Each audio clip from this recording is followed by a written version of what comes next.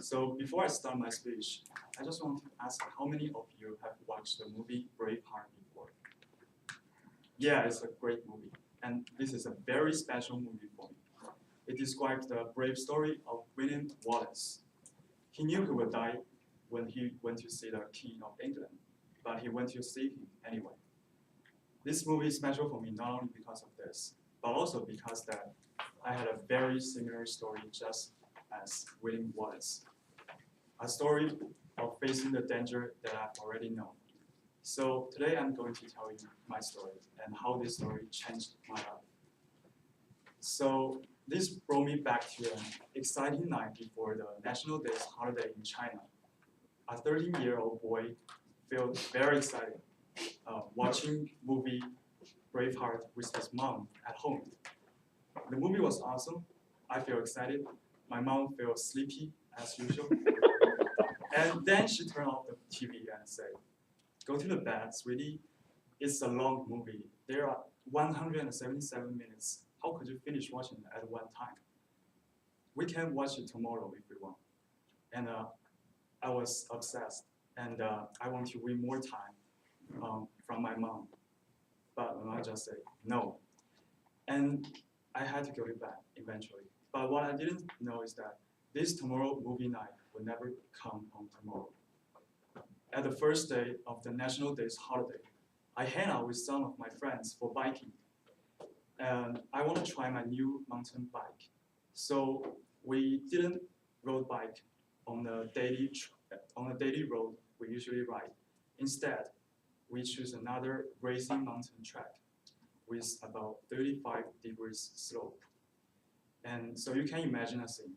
30 years old kids, rode their mountain bikes in a very extremely narrow road with about 35 degrees slope, sweating from their head to their toes, out of breath. And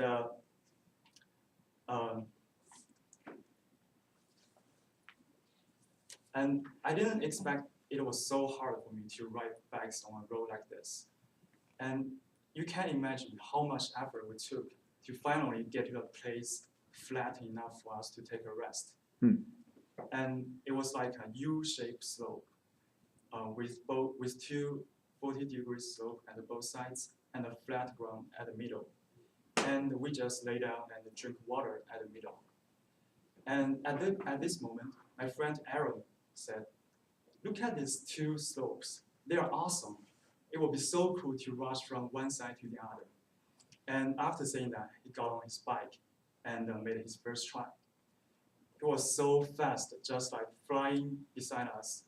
And he shouted, "That's amazing, dude. You should try it." And I just glanced at the 16 inches cliff beside the road. And I mean, are you serious? It's so dangerous. And he just made another try after I said this. And he said, "Well, come on, dude. You can do it. Don't be afraid." And at this time, some of my other friends began to follow Aaron's behavior. And I said, "Fine, I will do it." So I rode my new mountain bike, holding my breath, back into the flat, tortuous road just before this U-shaped slope so that I can accelerate. And rushing down the hill with about 10 miles per hour speed. And the next moment, I feel like I'm flying in the air, losing my control to my bike. And I flipped a few laps and fell on the ground eventually. Because I didn't pass that tortuous road. Instead, I just rushed it in straight. And there is a cliff just a few inches ahead of me. And I could almost die because of this. Lying on the ground, I realized that I couldn't move anymore. My friends were shocked. They froze for a while and then called my mom. My mom just sent me to the hospital instantly. "Your collarbone is broken," the doctor said. "And we cannot find anyone to make a surgery for you because it's National Day's holiday." I mean, what? Does that mean I have to spend my whole National Day's holiday staying in a hospital with my broken collarbone? That's insane. And just like that, I stayed in hospital in my ward bed for 5 days.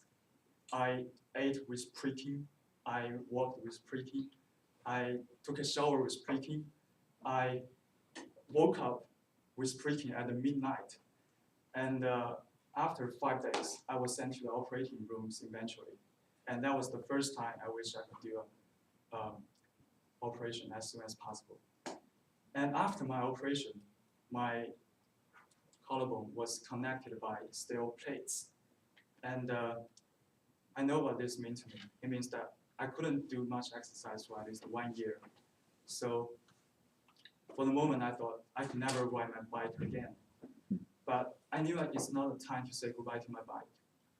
I will come back, I said to myself. And here I am, I'm back. After a year's recovery, I can still ride bike right now without being afraid of anything, afraid of failing. Just like what Alfred told Batman. Why do we fall? So that we can learn to pick ourselves up. And I finally finished watching the remaining part of Braveheart after I get out of the hospital. And William Wallace stepped into his danger even though he knew he would die after he shouted out, "Freedom!" And just like him, I step into my danger that I have already known. I shout out, "Save me," and almost die. And the brave,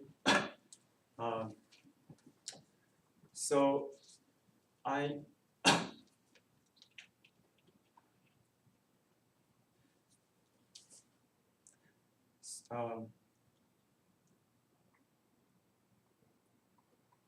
so the brave story I've got, I'm sorry.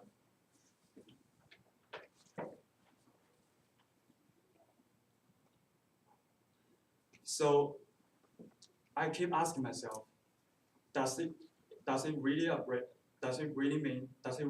it? Is that really a brave story? So, well, maybe it's not. The brave heart does not mean that you put yourself in a dangerous situation. It does not mean that you listen to someone's instigate without considering about any consequence. Well, brave heart, for me, means the wise decision in a dangerous situation. It means the bravery to face your errors. It means the rise after you fall. Thank you. Great.